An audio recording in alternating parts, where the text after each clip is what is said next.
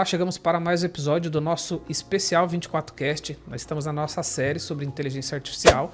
Lembrando, né, se você está aqui no nosso canal do YouTube, não deixa de se inscrever. Clica aqui no sininho, se inscreve para estar com a gente aqui.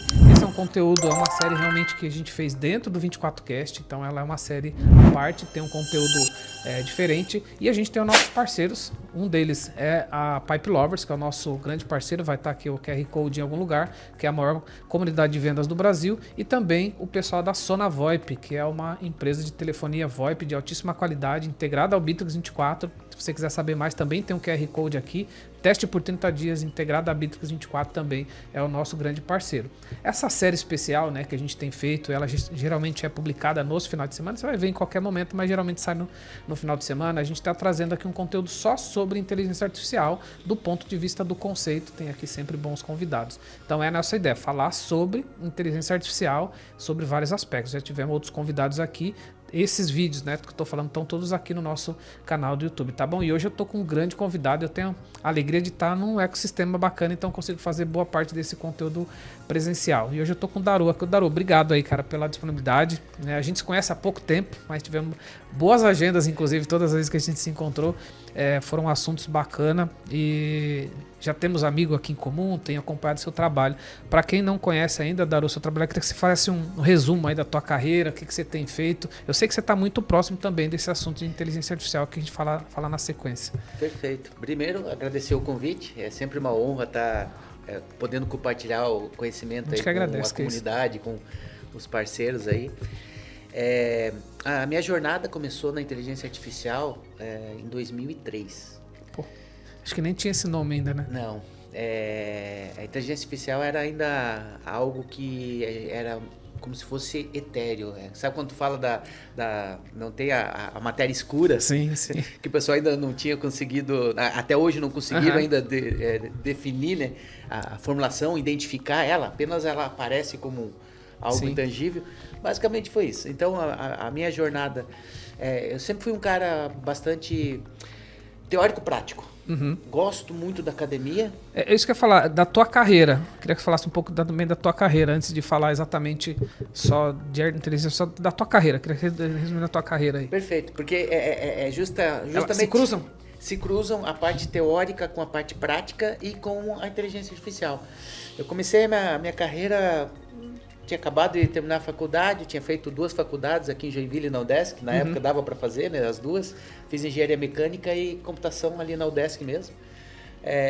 E assim que terminei, eu fui para a área de mecânica e eu queria mecânica computacional para juntar as duas. Sim. Não deu certo, fui para a área de software. Uhum.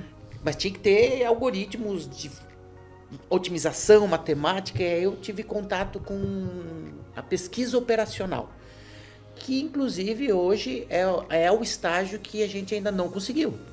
Olha só. Porque a gente tem, na ciência de dados, a gente está muito... Essa jornada tem lá a camada...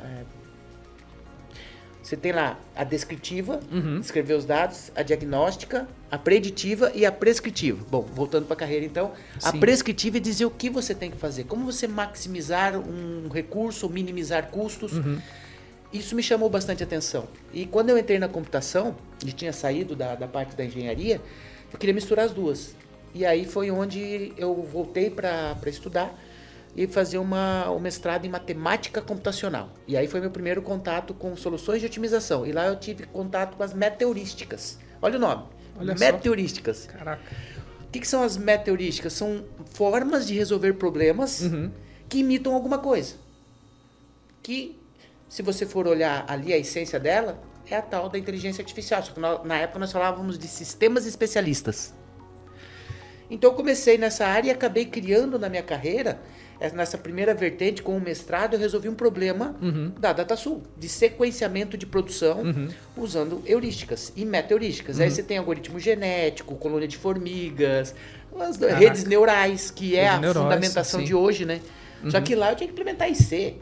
Eu fazia implementação, para não dizer que era código baixo, né, que a gente chamava, né? Para não dizer que tinha ferramenta avançada, tinha o MATLAB. Aí tu tinha que fazer as bibliotecas prontas lá para rodar.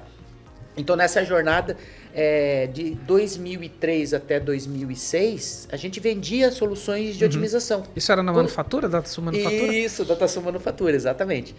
Então essa foi a primeira jornada, de 2000 a 2006, dentro do universo de computação, mas desenvolvendo soluções de inteligência artificial lá em 2003, só que na raiz ainda, sim, né? Sim. Então não tinha essa facilidade que nós temos hoje. Aí depois eu dou um passeio para o mundo industrial, eu saio do mundo da informática e vou para a operação, chão de fábrica. Daí eu fui para a VEG.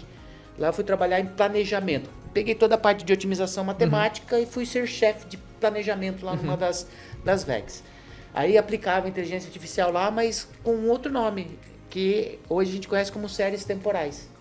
Então lá, para você fazer o planejamento, eu tinha várias camadas, onde eu tinha vários desafios. E lá eu aplicava muito. É que ficou muito hoje, muito geral, a gente fala de inteligência artificial, pensa no GPT. Claro, ele fundamentou. Sim, sim. Mas os fundamentos dela passa por uma regressão linear, passa por a parte de séries temporais, para fazer previsão de vendas. Então a gente usava mais esses modelos raiz, ainda fazendo na mão ali, Excel, eram as ferramentas que tinham. Tinha o Minitab, o próprio MATLAB, Excel, todas essas ferramentas aí. Isso foi até... Uma forte base matemática, provavelmente, né? Muito. O mestrado meu foi em matemática computacional. Justamente para resolver esse tipo de problema. E em 2014, eu fui para a Malve, ainda na área de planejamento, só que daí eu já era responsável, era gerente da área desde a compra de fios até a entrega da malha. Aí eu tinha um divertimento da área prescritiva, que era muita pesquisa operacional, mas ambiente de operação, não dá tempo de você analisar muito os resultados. Os cenários, eles são muito dinâmicos, muito tempestivos. Você chega de manhã, uma máquina quebrou, você já tinha que fazer replanejamento, reprogramação, e aqui era...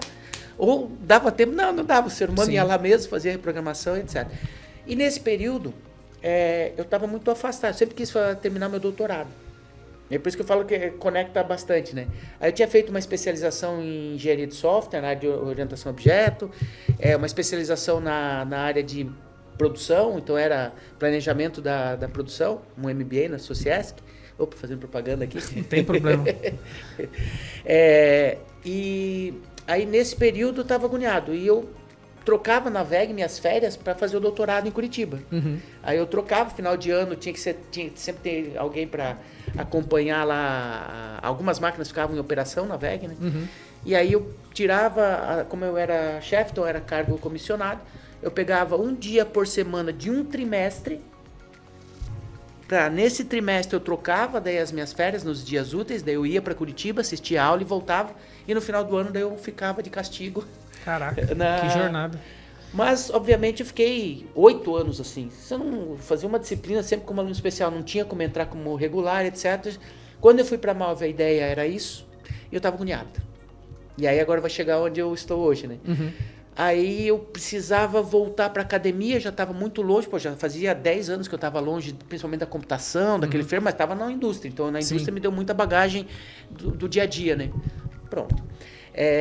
Apareceu uma oportunidade na Neogrid, voltar a trabalhar com o seu Miguel Aboab, e a oportunidade de fazer o doutorado. Já, não, vem para cá, estava na voga, naquela época, o cientista de dados. Ele chamava até que era a profissão mais sexy que ia ter, né? Não deixa de ser, hoje está bem difundido o cientista de dados, mas há 8 anos atrás. Não, era um negócio novo, muito novo. A reunião que eu tive foi assim, Daru, eu gostaria que tu ajudasse a gente a encontrar alguém que pudesse falar de matemática, pudesse falar de estatística, pudesse falar de algoritmos e pudesse falar de negócio. Daí eu falei, bom, vocês querem uma pessoa só? Acho que é o que eu tô falando. Você vai montar um time de 4 pessoas, né? Daí ele olhou assim e falou, por que tu não veio pra cá? Eu falei, não, você tá de brincadeira. Eu tava lá na Malve, tava em gerente diário, mas tava nervoso, né? Eu falei, só se vocês me deixassem fazer o doutorado aqui, né? Ele olhou, fechou. Não, tá falando sério? Isso direto com o seu Miguel? Não, aí foi com o Davi. O Davi Aboab. O Davi Aboab. Aí ele, então, fechou. O Davi é meio louco, né? Sim. Aí... Então, peraí, vamos conversar.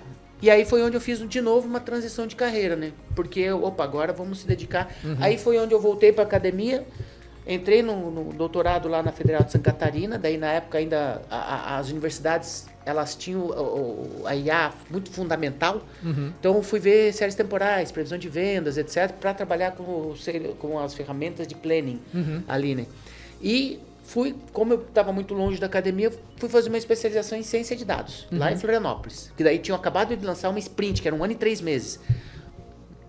Foi excelente porque assim, eu tive o vocabulário. Sim. Então, ampliou. Eu fiquei muito feliz porque me deu vocabulário. E aí eu vi como, vou brincar aqui, né?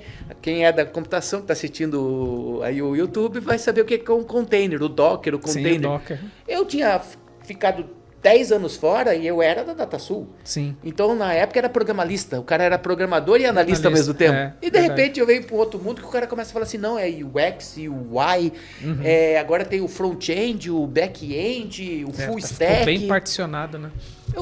Que isso? E vamos programar aqui agora, qual máquina que eu vou botar, eu vou fazer o meu executável. Que executável? Não, agora tu sobe um container. Peraí, que container? O que tu tá falando? Aí começou, e já estava muito forte a nuvem tomando corpo, né? As 3 grandes, já bem sólidas no mercado. Sim. E eu, no mundo ainda on-premise, VEG, malware, tudo computador. Sim. E aí eles começaram a falar de novo, eu falei, meu Deus, estou muito desatualizado. E aí essa especialização foi justa para dar esse vocabulário. Legal. Não só de todo esse universo que eu brinquei aqui agora, que agora é o dia a dia, né? Mas na época onde você mexia no estudo, e também falar da ciência de dados, que daí eu volto para aquelas camadas lá, né? Ah, entendi. Então, aí tinha 2 linguagens que estavam muito na voga, o R e o Python. Então, as 2 linguagens estavam pegando fogo, estavam concorrendo. Quem será que vai dominar? Bom, a gente já sabe a história, né? Então, o Python acabou dominando o mercado. Fiquei 6 meses. Pela força do Google também, né? E o R por ser uma linguagem muito mais específica, né?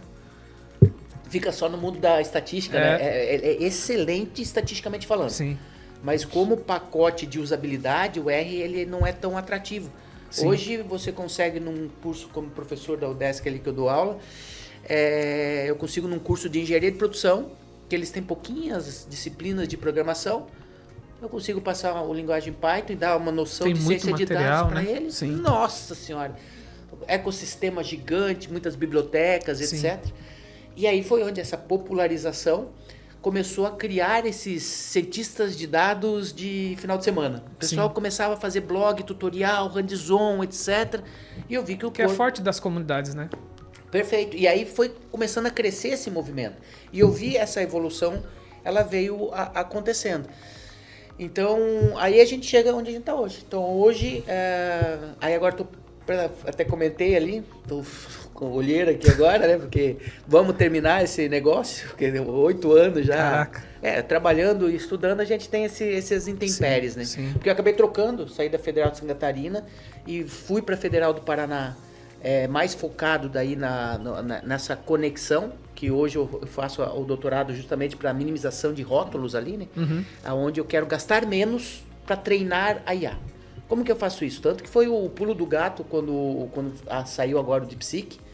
E logo que saiu o GPT, um pessoal que eu não me lembro de onde que foi, mas foi 3 meses depois, ainda no ano de lançamento, que eles com $500 conseguiram criar uma versão menor, mas com resultados muito bons, gastando menos no treinamento, porque a gente sabe que hoje o grande gargalo é a energia que você gasta para conseguir treinar essas Large Language Models aí, né? Que são as LLMs, né? Exato.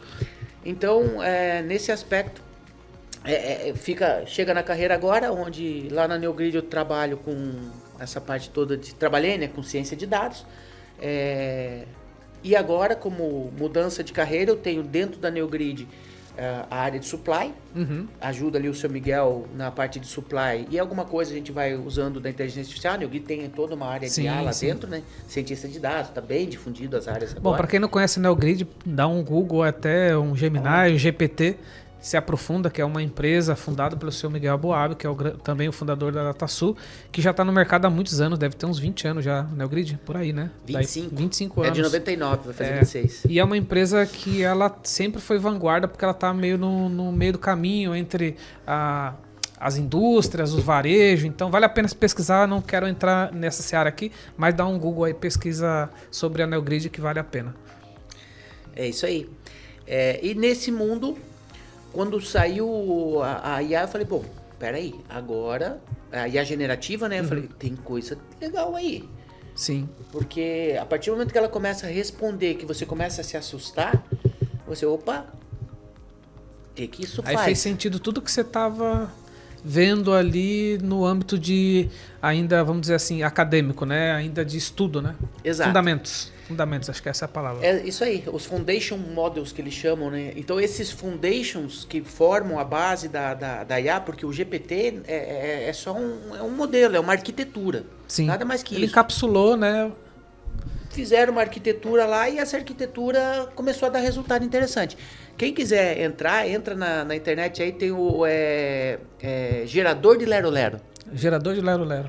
Você entra lá, esse aí é o primeiro modelinho de linguagem, porque o modelo de linguagem é basicamente dentro do processamento natural de linguagem, ele é só um gerador de próxima palavra. Então se você pegar e chegar aqui para tipo assim, Rio de completa. Janeiro, né? Por quê?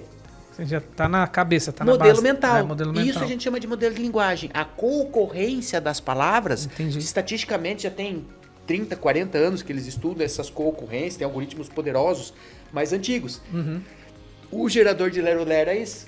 Porque ele gerava texto, se alguém entrar aí agora, você vai ver ali ele gerar uma frase que você olha, nossa senhora, bem pomposo, né? Mas não diz nada com nada. Sim. Ela não tinha conexão contextual. Ela é juntando. É porque é como se botasse as palavras mais prováveis de aparecer. Entendi. Mas não necessariamente. Voltamos de novo para matemática e estatística. É isso aí. Isso é importante entender porque esses modelos grandes de linguagem são probabilísticos. O que ele faz é, a hora que você estimula ele vai gerar, vai passar pela rede que foi treinada. Basicamente, a rede treinada ela foi assim: Rio de, qual que é a próxima? Janeiro. Essa foi a primeira. O modelo lá, o Da Vinci, do próprio GPT ali, que é o 2.0, ele fazia isso. Se você perguntasse para ele Rio de, ele vai falar genemic, ele vai falar mouse.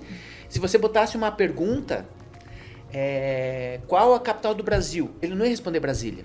Ele ia responder qual a capital da França, qual a capital da Espanha, qual a capital da Inglaterra. Por quê?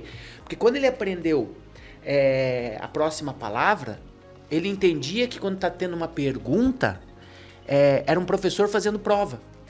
E aí ele ia continuar fazendo mais perguntas. Entendi. Aí foi o pulo do gato pro GPT-3. Que hoje tá no 4.1 já, né? Quando 4.1. a gente grava aqui, né? E vai, né? 4.1, 4.5, a 4, e vai embora, né? a 3, eles estão misturando as letras, até eu perdi a conta, eu não Sim. sei mais qual que é mais evoluído, né? E aí nesse aspecto entra o tal do Reinforcement Learning for Human Feedback, que é o RLHF. E aí foi o pulo do gato. A hora que eles pegaram isso e em vez de treinar para a próxima palavra, eles fine-tunaram.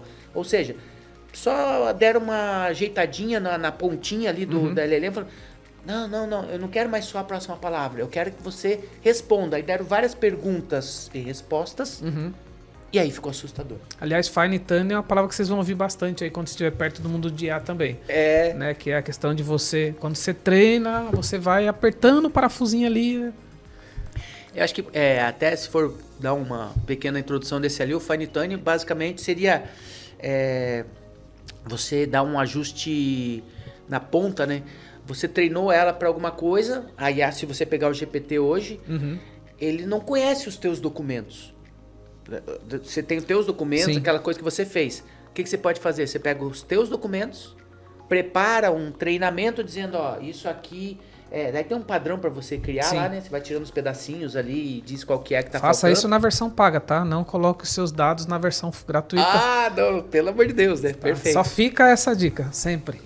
E aí você treina com os teus dados. Aí o que aconteceu? Ela vai ficar especializada, ela tem mais conexões, ela aprende a criar caminhos para gerar contexto teu, palavras tuas, né? Sim.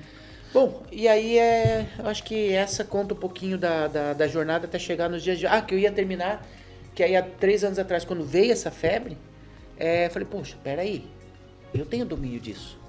Vou começar a estudar um pouco mais a fundo, vou ver como é que eu posso ajudar. E aí, depois de 6 meses, 8 meses, eu falei, opa, eu deixo... Aí, como eu participo de alguns eventos de comunidade, que tem... fizeram ano passado bastante, né? Os summits. Sim.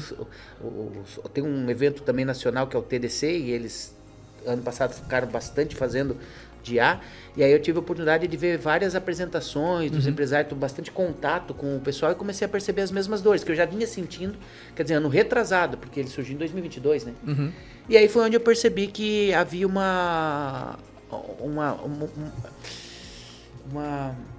como é que é? Algo que ficou muito glamuroso, né? Poxa, IA e não sei o que, vai tirar emprego, vai fazer isso, vai fazer aquilo. Eu falei, opa, preciso passar uma maturidade para o pessoal entender o que é essa... Faz sentido. Essa IA. E aí chega onde eu tenho as consultorias. Hoje eu tenho algumas consultorias, eu tenho 2 vertentes de consultoria, uma é na parte de supply chain. E aí hoje, como clientes, eu tenho 2, eu tenho a Avan, e tenho uma empresa da Alemanha, onde eu faço essa parte de otimização prescritiva. Mas aqui na região, eu tenho alguns clientes que foi justamente para ajudá-los a dar maturidade. Então, eu passei alguns aculturamentos, e outros que eram desenvolvedores, empresas que desenvolviam, eu fiz questão de ajudá-los a ganhar a maturidade. Boa. Por quê? Porque aí a gente entra, assim, onde é que como que eu uso essa IA para realmente ter os benefícios? Sai do glamour, Sim, e aí o pessoal começa, sai do hype e começa a ver o seguinte, poxa, é muito sangue e suor para você fazer funcionar. Sim. Não é fácil. E aí eu vou para depois... Tem os cuidados, né? Legal, bacana, acho que para o pessoal, quem está com a gente, entender e conhecer um pouquinho da tua trajetória. Você segue ainda, né, fazendo um trabalho junto lá, a Neogrid, que segue sendo uma importante referência, e de fato eles trabalham muito com dados, sempre foi a essência, né, da Neogrid. E aí, olhando para a IA, a gente estava batendo papo um dia desse num jantar, e quando também convidei você falou muito dessa questão de também ajudar as empresas a montar sua jornada de adoção, né, de IA, porque eu tenho falado com alguns empresários, né, tenho estudado, tenho me aprofundado, a gente tem preparado coisas aqui na empresa, mas eu percebo que de fato ainda tem muito empresário, muita empresa perdida também, né, Daru? Eu acho que a gente tem que tomar sempre esse cuidado. A gente está numa certa bolha tecnológica, né? Sim. A gente está numa região que respira muito isso, a gente tem empresas de ponta, a gente tem empresários aqui que estão na vanguarda, então é natural que a gente perceba que às vezes a gente conversa com alguém, pô, mas você está distante. Não é que de fato não é o mundo dele e está tudo certo. E aí esse conteúdo, inclusive, tem esse papel, né, de trazer muita gente para esse mundo e desmistificar. E eu queria que você falasse um pouco dessas empresas que você tem se aproximado, via consultoria, via ajuda. Como é que tem sido a adoção e o cuidado com a jornada de dar os primeiros passos? Porque de negócios, tudo é assim, né? Você pode até sonhar grande, mas tem que começar pequeno, né? E entender que tem um momento, né? É perfeito, essa tua colocação é perfeita, porque quem acha que a IA vai, primeiro, substituir o ser humano, vai substituir, já começou com um pouquinho de dificuldade. Eu entrevistei o Dieter aqui, né, que você conhece, que tá inclusive no primeiro episódio aqui dessa série, que é o que tá por trás do IA Summit, né, que é o evento que você participa também e tal. E ele tocou nesse assunto, porque é um assunto que tá na mesa toda hora, né? Exato.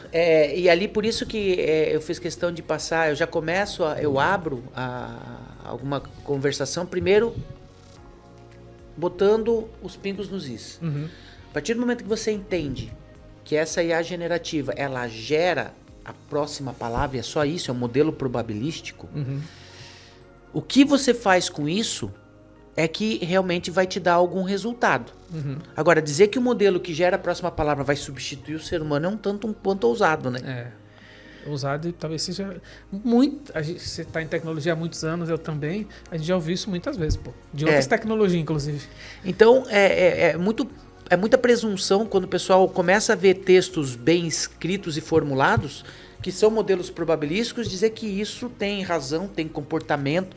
E é muito fácil. Você que está olhando ali, pega o GPT, não usa o racional. O DeepSeek ele vai conseguir corrigir usando um prompt avançado, que a gente já vai falar da maturidade, né?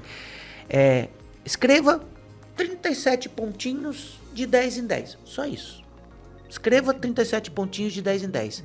Se você botar num qualquer ferramenta de IA ali que gera texto, como ela não sabe contar, se ela não fizer um racional antes, que eles aprimoraram os modelos, ele vai escrever, acabei de escrever 37 pontinhos, tu vai contar, tem 55.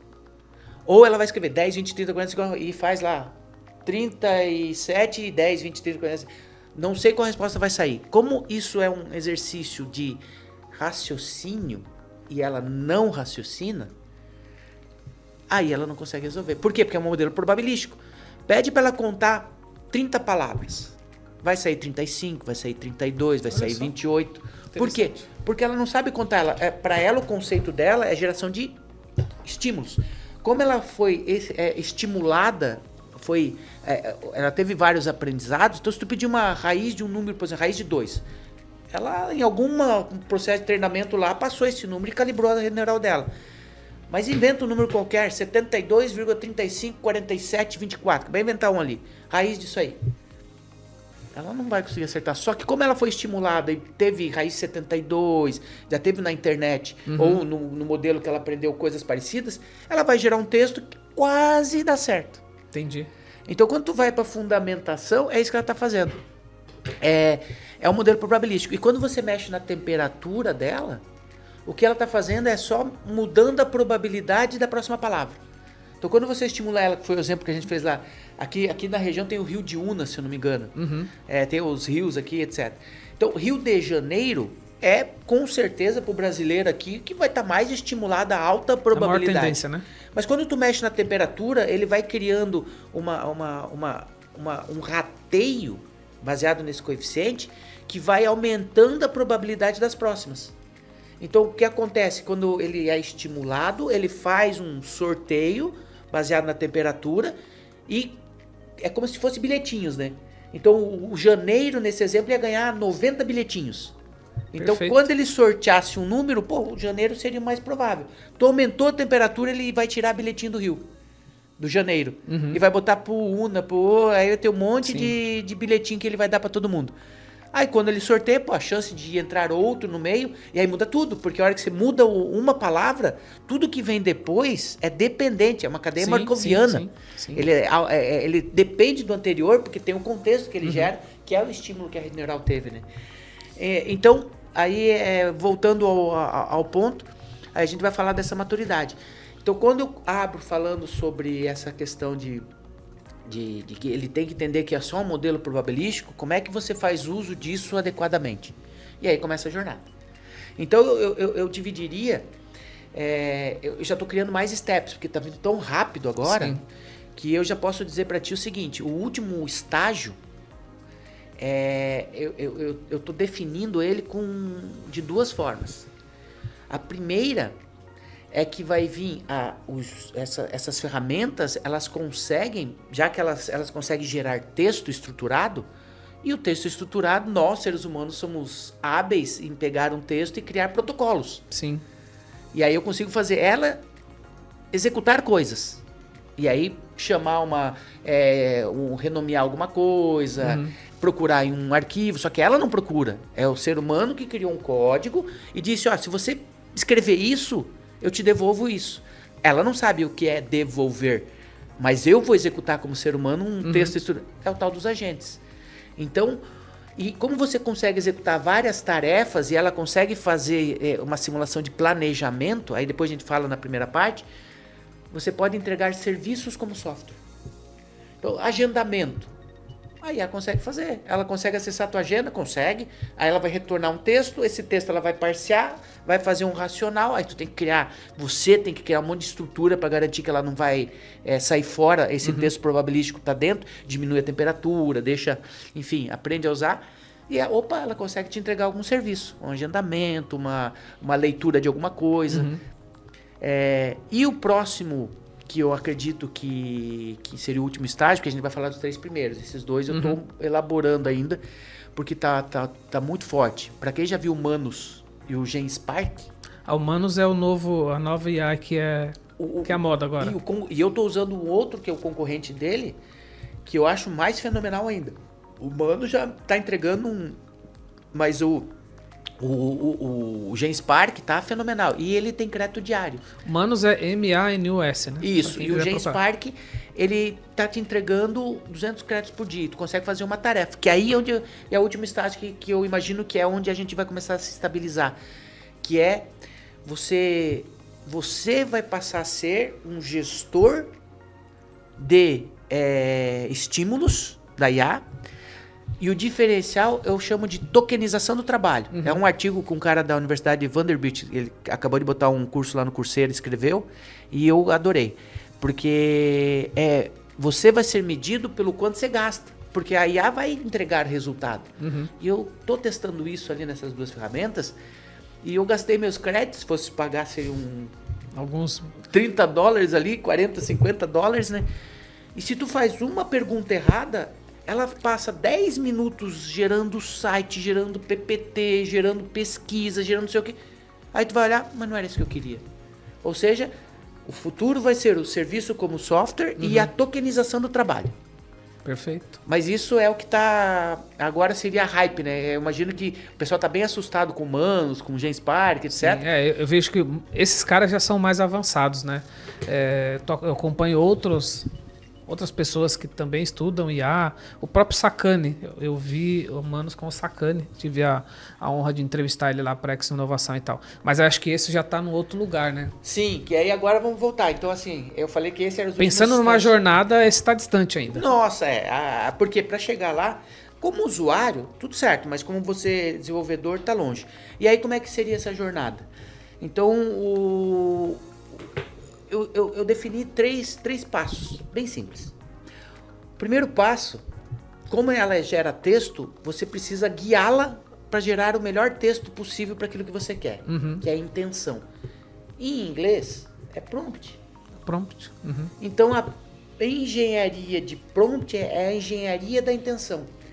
Saber estimular a IA é o primeiro estágio. Boa. Inclusive, para quem usa Bittrex, o Bittrex tem um prompt lá dentro. É como se ele fizesse ele fizesse uma ponte com o próprio GPT, né? Então, você não precisa ir no GPT, o free. Você pode fazer direto no próprio Bittrex. Isso é legal. É um copilot, né? Perfeito.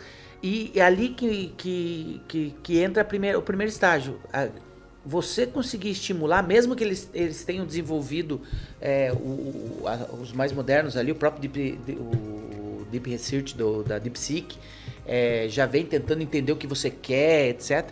Mas você estimular a IA, isso faz muita diferença. Agora eu vou falar dos 3 steps, daí eu volto para falar de cada um.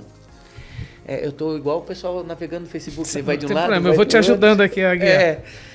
Então o segundo estágio, o primeiro estágio é a engenharia da intenção, você conseguir dominar. E eu vou passar um pouquinho desse espectro teórico prático, né? Entender o que está fazendo para daí você usar da melhor maneira e dar as experiências práticas das empresas. Sim. O que fizeram.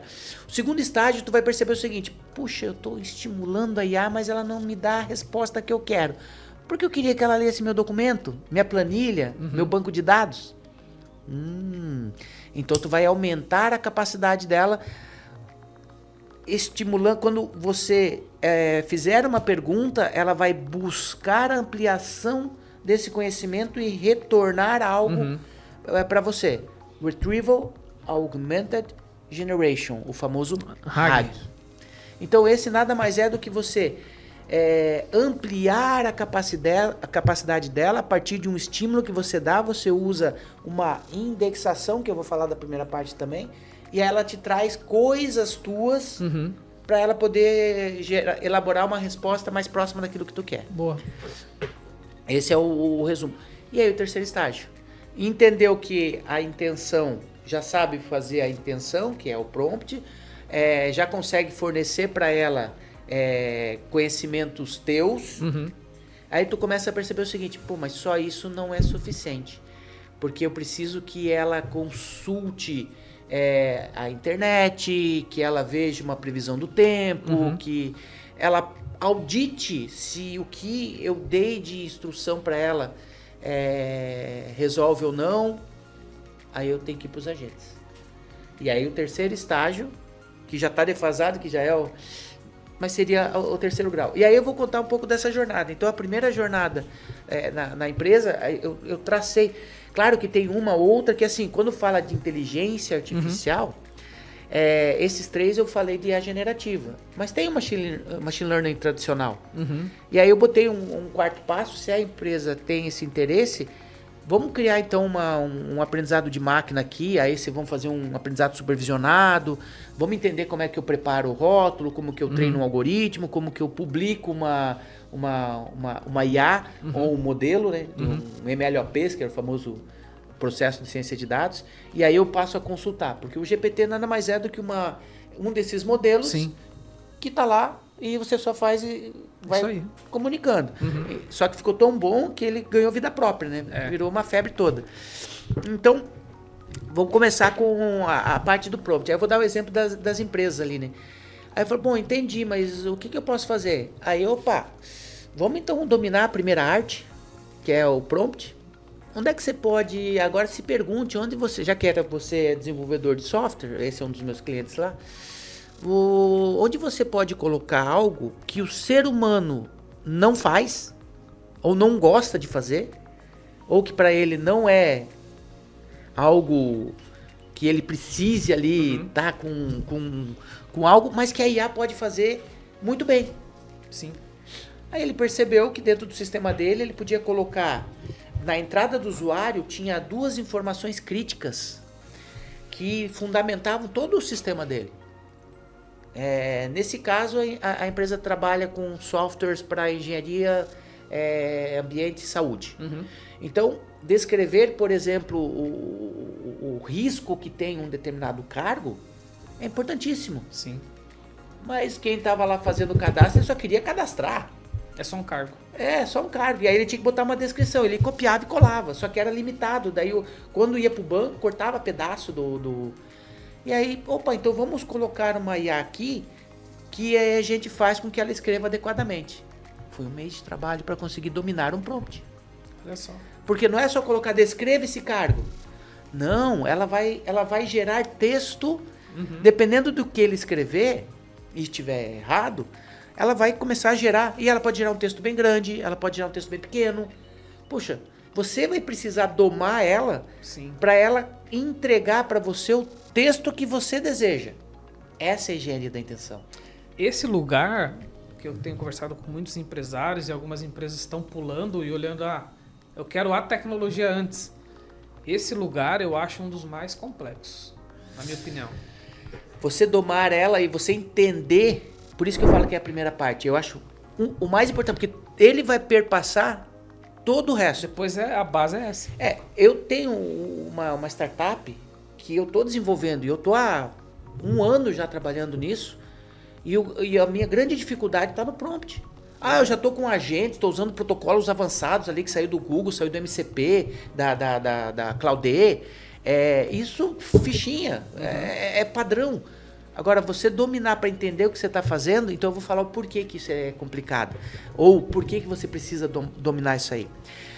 O espaço dessas IA generativas, ele gera ao final, ele trabalha tudo com número. Sim. Você entra número e sai número. E esse número é convertido para um texto que daí o ser humano entende. Sim. Mas o computador é um monte de número. 0 e 1. É 0 e 1. E quando você pega uma palavra, por exemplo, a letra A, que é um tokenzinho, né? Tudo trabalha com token. Então, se pegar uma palavra, Daru, ela vai quebrar em 2. O DA e o RU. E aí o DA vai ser transformado num número de 1.500 numerozinhos. 1532, se for falar do GPT específico ali, né? Que é a última embedding. O que é o embedding? É justamente isso, embutimento. Você vai pegar a palavra, decompor ela em pedacinhos e cada pedacinho vai morar... Então, imagine essa sala aqui e nessa sala moram todas as palavras que existem no universo. Vamos associar como suas palavras. Aí existe uma determinada região que está associado a mar. Todas as palavras mar estão morando lá. Um cara em 2002 chamado Mikolov, talvez o ano esteja errado, mas o artigo é Word2Vec do Mikolov. Ele foi o primeiro que criou uma estrutura que ele pensou, baseado nos modelos ainda, aqueles antigos, né? Que era o co-ocorrência, ele tentou usar uma arquitetura de rede neural. que era um encoder-decoder. Então ele botava no início aqui uma palavra, tirava um pedacinho. Então, Rio de Janeiro, ele tirava o Rio. E falava para IA aprender que a saída tinha que ser Rio. Então ele entrava com de Janeiro, tinha que sair Rio. Tirava o D, Rio Janeiro, tinha que sair D. Tirava o Janeiro, entrava com Rio D, tinha que sair Janeiro. E ele fez isso com uma massa de dados grande. Ele fez esse trabalho.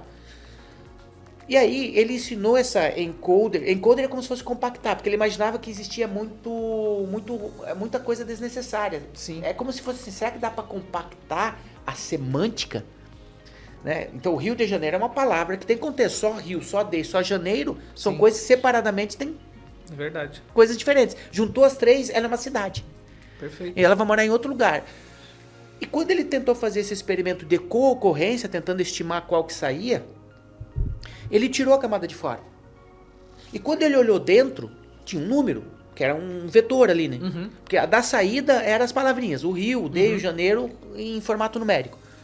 Mas quando ele pegou o miolinho, ele começou a ver o que era aquele número. Ele fez conta. Tanto é os exemplos que você fala. Você pega lá, Brasil menos França mais Paris, dá Brasília. Homem ou rei menos homem mais mulher, dá princesa, da rainha. O modelo tinha aprendido semântica. Olha só. E isso no universo matemático. Sim. Esse é o tal dos embeddings. Volta a matemática pro jogo de novo. E nesse momento, quando você passa... Então, o GPT, a primeira parte dessas ferramentas é esse embutimento. Sim. Por isso que você tem que transformar tudo em token, e o token vai para um espaço semântico. Você entendendo, então, que cada palavra tem, ela tem um domínio semântico nesse espaço, então, legal. Agora, você imagina que esse espaço é infinito.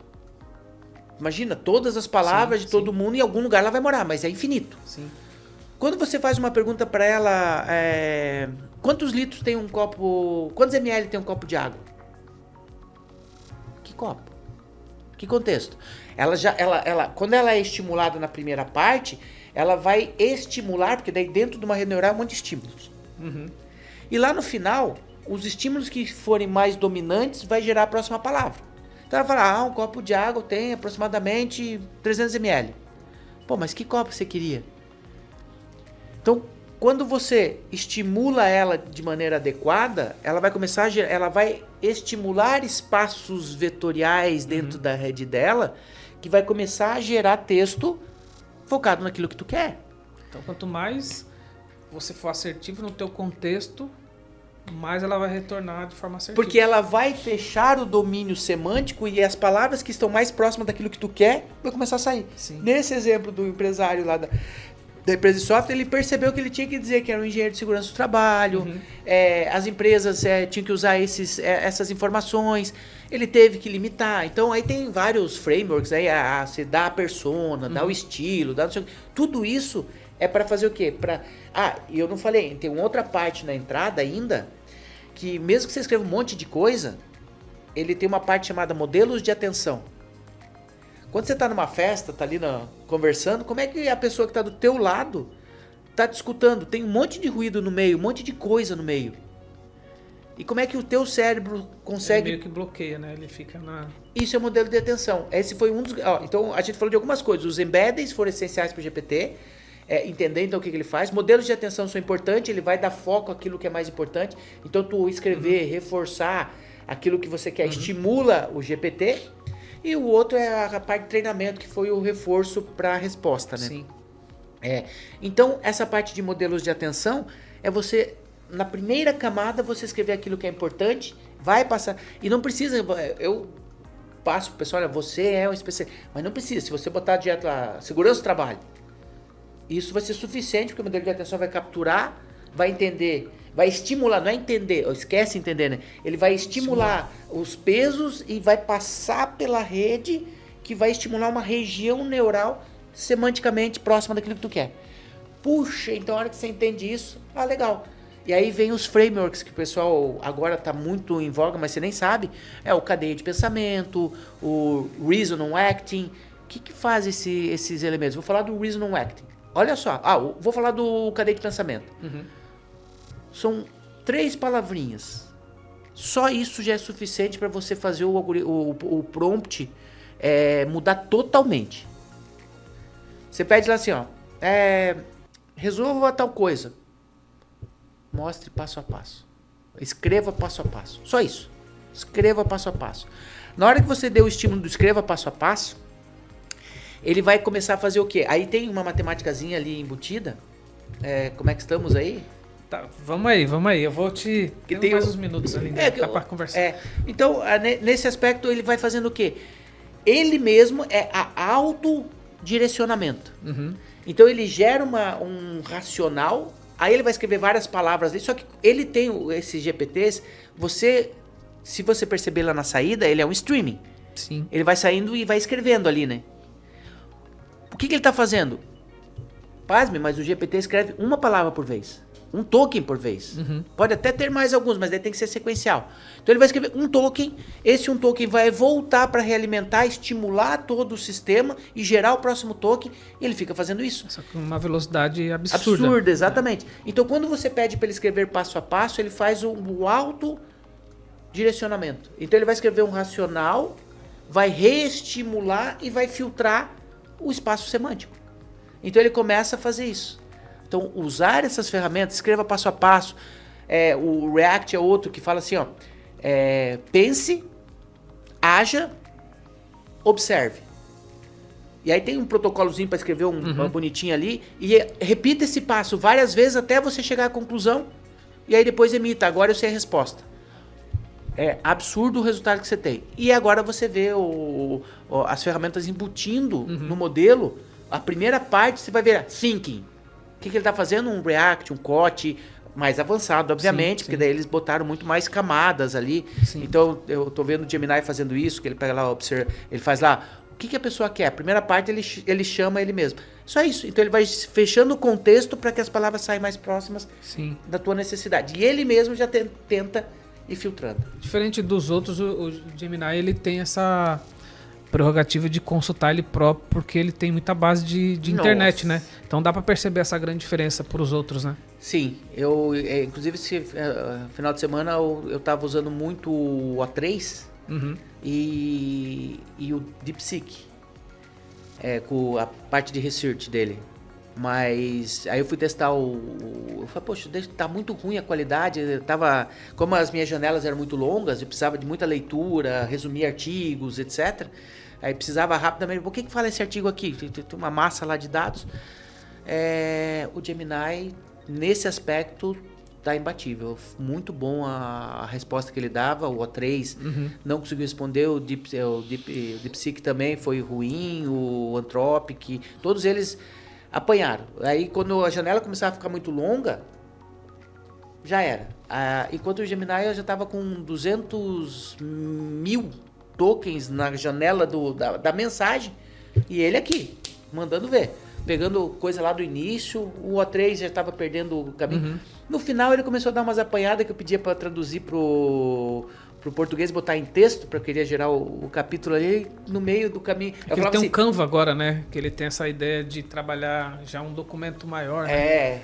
Aí tem Então tá evoluindo. Sim. Acho que são muitas... A gente tá gravando, esse aqui é um tipo de conteúdo atemporal, né? Mas como a gente tá aqui em abril de 25, é um conteúdo que pode mudar toda hora, porque a gente tá nessa grande fase de revolução, né? Não, tá muito rápido, E aí é o exemplo, que na febre de 2000, que é o segundo estágio, aí essa empresa, show, conseguiram fizeram 2 promptzinhos, muito sangue, suor, muita alucinação, escrevia uma vírgula e parava, mudava modelo da OpenAI, já não respondia mais. Essa velocidade das coisas, né? Então o que estava funcionando agora, você muda paradigma. Sim. Antes você garantia que o teu software entrava A, saía B. Agora tu não consegue garantir que ia entrar e sair B. Se mudou o modelo, mudou os estímulos dele, tu não sabe qual é a próxima palavra que ele vai Eu tenho testado estimular. Bastante o Anthropic para um trabalho que a gente tem feito aqui com o Cloud ali. E a gente percebeu que ele bem estimulado, ele vai bem, porque ele tem essa linha de... como se fosse um cara mais pleno, assim, vamos chamar, né? E ele tem respondido bem aos testes que a gente tem feito. Mas a gente fez testes com outros também, fiz testes muito com o OpenAI ali. E tem que testar, muito teste. Muito teste. Vai ser diferente agora, né? Você não pensa mais em programar. Qual é a estrutura que você vai usar para que a resposta seja aproximadamente aquilo que tu quer. Sim, exatamente. Não tem mais como ser determinístico, né? Virou probabilístico. Tem que testar, muito teste. Então, quando você fala dessa adoção, dessa jornada, eu acho que esse estímulo, né, que você usou bastante esse termo, ele é muito importante. Ele é muito importante. E teste. A gente está testando um produto aqui, né, de agente. E esse final de semana, esse episódio vai um pouquinho mais para frente, mas em um dos final de semana a gente deixou a agente ativo no final de semana para testar. E ele fez um atendimento de ponta a ponta. Que legal. No final de semana. Certinho, mas isso foi a base de muito estímulo que já tinha acontecido. E muito trabalho, porque você tem que podar, aqui não deu certo, aquele saiu do contexto, aquele fez outra coisa. Isso foi no domingo. No sábado ele saiu do contexto e eu tô monitorando. E aí eu fui lá, né, fiz um TANE ali e tal, e no domingo surgiu uma demanda e ele atendeu certinho de ponta a ponta. Então, esse lugar, eu acho que as empresas têm que tomar o cuidado e olhar com bastante carinho, ter um parceiro que vai direcionar e tudo mais, tomar cuidado com coisa pronta que você segue comprando, né? Porque daí você não sabe o que fez ali, como é que você vai domar isso aí, né? Exatamente. Porque aí vem o segundo estágio. O segundo estágio é quando você consegue dominar a ferramenta, agora tu quer os teus dados lá dentro. Sim. Aí você vai pro RAG. E aí o pessoal acha que o RAG funciona. Aí a partir do momento que você entende que o RAG... essa é uma coisa legal. Quando vai pro tal do RAG... vou dar 2 exemplos aqui. Se eu pergunto o RAG nada mais é do que você pegar um documento, quebra ele em pedacinhos, vai quebrar ele em pedacinhos, e cada pedacinho tu vai embutir isso naquele espaço. Boa. Só isso. Com o seu dado daí, né? É. E aí precisa ter qualidade de dado também, né? Exato. Que aí é outro tempo, mas... Então você pegou o teu documento, quebrou ele em pedaços e embutiu ele naquele espaço semântico lá. Quando você faz uma pergunta, o que ele vai fazer? Não é ele que vai fazer. Você tem uma parte nos bastidores. Então veja, você preparou o teu dado, pegou ele em pedacinhos e jogou para o espaço semântico. Quando você jogou isso para esse espaço semântico lá e fez uma pergunta, ele pega a tua pergunta, leva para o espaço semântico e vê quem está próximo. Quais os pedacinhos de documento estão próximos. Ele devolve para a ferramenta abre os textos e manda para tu IA. Então, se você fizer a seguinte pergunta, por exemplo, a minha ferramenta é para jurídico, aqui eu estou desenvolvendo a minha prova de conceito. Se o cara pergunta assim, quem que é a parte do processo tal? Um pedacinho do documento responde, é só o cabeçalho. Mas se ele perguntar, resuma o processo tal, que tem 5 arquivos e tem que ler tudo. RAG não funciona mais. Porque o RAG vai trazer pedaços. Como é que você garante que ele vai trazer todos os pedaços dos documentos que você quer? Caraca. Pronto, já não funciona mais. O RAG já caiu por terra. Então, e esse foi o desafio que ele teve, que eu queria que eles entendessem que o RAG é para fazer só perguntas que fragmentos do texto respondem. Então, perguntas e respostas, etc. Partiu para algo mais robusto, faça uma análise de tal documento. RAG já não vai funcionar mais. Você tem que partir para o terceiro estágio. Então, a gente falou do RAG, que seria o segundo estágio, que geralmente o pessoal pode usar para onde? Atendimento interno, N1, etc. Sim. Show de bola. Mas ele não entrega essa qualidade toda, porque se ele não recuperar, se você não escrever direito, ele vai recuperar pedaços que não respondem a pergunta do usuário. Sim. Aí você tem que desconecto. Aí você precisa botar o terceiro estágio. Vai ter que partir para agentes. E o que são agentes? São habilidades que você dá para IA de executar tarefas externas. O agente já existe há mais de 50 anos. O que é um agente? Um agente é uma peça de software, não precisa nem ser software, porque os agentes já daquela época, qualquer coisa que recebe um estímulo, ela muda o estado interno do sistema e gera um output. Isso é um agente. Então, qualquer coisa que tenha essa particularidade, recebe um estímulo, processa e sai um output e ela interage com o meio, é um agente. Então, a IA generativa, ela não é um agente. Aliás, ela é um agente porque ela interage. Sim. Só que quando a gente fala de agentes, é que eu estou dando vários pedaços de código, ou até mesmo a própria IA, prompt, por exemplo. Eu vou lá e boto uma persona. Agora você é um engenheiro de segurança do trabalho. Eu crio um prompt especializado. No meu caso do jurídico, eu preciso que ela entregue um resumo. Não posso fazer um resumo acadêmico. Tenho que escrever um resumo jurídico. Vou ter que criar um prompt. Esse prompt eu embuto num agente. E aí quando a IA ela precisa dessa informação, quando eu fiz um estímulo para ela, faça um resumo. Aí tem o agente central ou o agente client. Aí geralmente as ferramentas liberam lá tools, o Claude tem tools, a OpenAI tem tools, Gemini tem tools.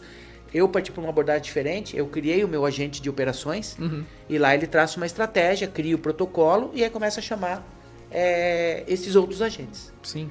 Aí você consegue resolver, por exemplo, faça um resumo. Beleza, se você tem o agente, o agente central, ele vai perceber. Vai perceber não, ele não percebe, né? Ele vai gerar um texto com um protocolo e vai dizer, consulta o diretório tal. Porque ele vai receber os estímulos, os prompts adequados. Aí ele chama um outro agente. Esse outro agente vai trazer o diretório e devolver para o central. Aí ele vai ler de novo. Vai gerar texto. Agora eu preciso ler. Então ele vê, tem uma ferramenta para isso? Tem, para leitura. E assim vai. Aí eu vou para o terceiro estágio da maturidade. Nessa empresa, eu falo, entendeu o que é um agente? É um cara que faz o estímulo. Aí você fala, eu queria então fazer um agente que recebe uma especificação funcional e entrega uma especificação técnica. É possível? Vamos ver? Aí cria-se o workflow, aí a gente criou um sistema linear, né? Um agente linear, não fragmentado, BPM. Para quem é das antigas lá, Business Process Modeling. Então criou-se um workflow. Primeiro passo, decompôs essa tarefa em várias tarefinhas. Cada tarefa, como é que eu vou executar ela? É via prompt ou eu vou ter que buscar alguma coisa no banco de dados?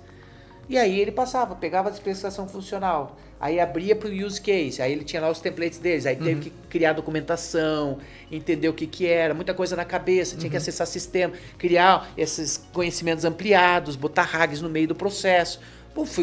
Agora ele tem. Sim. Então eles levavam 4 horas, agora é 30 minutos. Mas foi a base de muito estímulo. Nossa senhora, foi 2 meses de trabalho para fazer um pequeno workflow para uma automação de tarefa que tinha um valor, uma entrega de valor.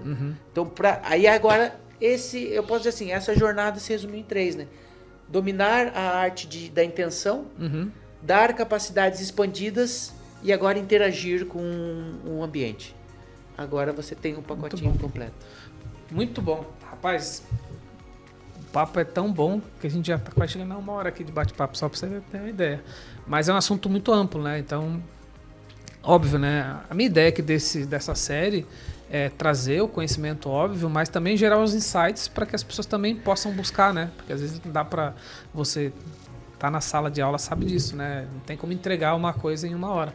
Mas a minha ideia é isso, é estimular as pessoas a terem os insights e poder buscar, onde buscar, o que é o Manus, o que nós estamos falando aqui, né? Trazer essa ideia de conceito também para que as pessoas possam entender o que é a IA, o que a gente está falando, o que é esse mundo, né? Que tem muita gente já imerso, não é de agora, né? Que você colocou muito bem, mas que as pessoas, em algum momento, eu confesso que eu fiquei até um pouco distante, eu deixei muita coisa acontecer e depois eu entendi o time, falei, agora eu preciso entrar nesse mundo, sabe?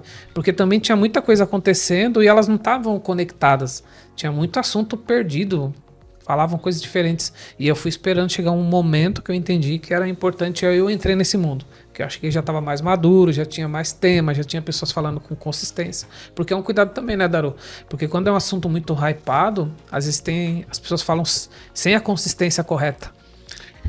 E isso me preocupa às vezes. E aí que eu acho que é importante você buscar referências mais sólidas. Sim.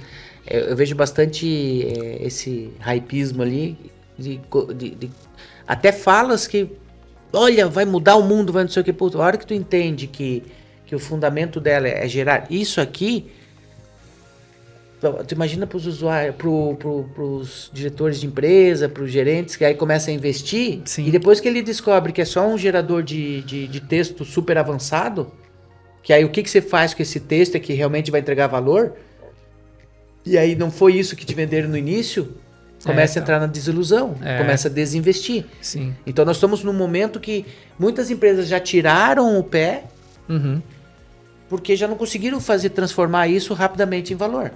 Então as grandes empresas... E aí por isso que eu digo da maturidade. Começa pequeno, faz uma primeira aplicaçãozinha como essa ali, ó. Domina um prompt, bota na tua interface um botãozinho se tu é desenvolvedor.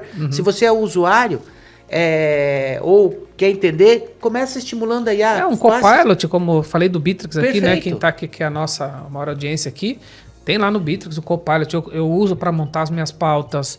Eu um dia desse precisei fazer um e-mail, que era um e-mail internacional, era um assunto bem complexo, né? E aí eu pedi ajuda. Eu coloquei todo o contexto, falei, esse é o contexto. E ele me deu um e-mail perfeito. Então, são primeiros passos, né? Mas isso pode chegar num lugar muito maior? Pode, mas você tem que passar por esses lugares. Eu brinco, às vezes, né? A gente vai treinar um agente que tem feito esse teste também. Fala assim, eu quero ir no banco. Mas qual banco? Você quer ir no banco? É dinheiro ou você quer ir na praça, simplesmente sentar no banco? Então, tudo isso são contextos diferentes. Perfeito. Né? Então, são lugares que você tem que... Você só vai entender pôr na mão. É isso aí. Você só vai entender, mesmo que comece com o GPT, com o prompt do Bitrix, você só vai entender realmente colocando isso no teu dia a dia, sabe? Daru, quero te agradecer demais aí pelo bate-papo. Eu sei que é um assunto técnico, denso, né? Você tentou deixar ele mais... simples, né? Vamos chamar assim, porque ele não é simples, mas eu acho que você foi muito feliz ali, em contextualizar e até trazer um pouco de vida para esse lugar, sabe? De mostrar, tem tudo isso aqui, mas por trás está acontecendo tudo isso aqui que você talvez não entendia. Quando você passa a entender toda essa conjuntura, é mais fácil para você saber como adotar, saber os passos que dá, saber o que vão te vender, saber o que você vai comprar, né? Então acho que você trouxe muito essa luz assim pro assunto inteligência artificial.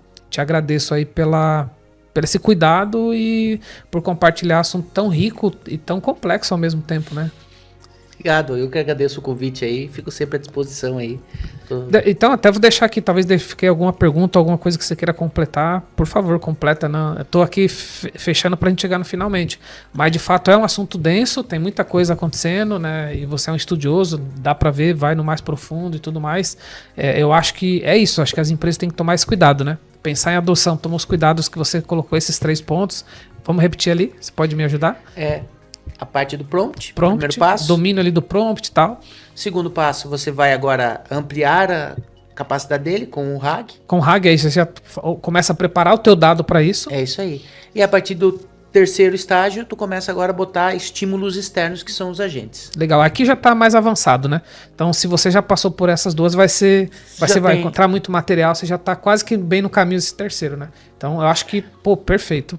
Daru, mais uma vez que agradecer também o Grid e os teus parceiros aí que liberam teu tempo para estar aqui com a gente. Parabéns pelo trabalho.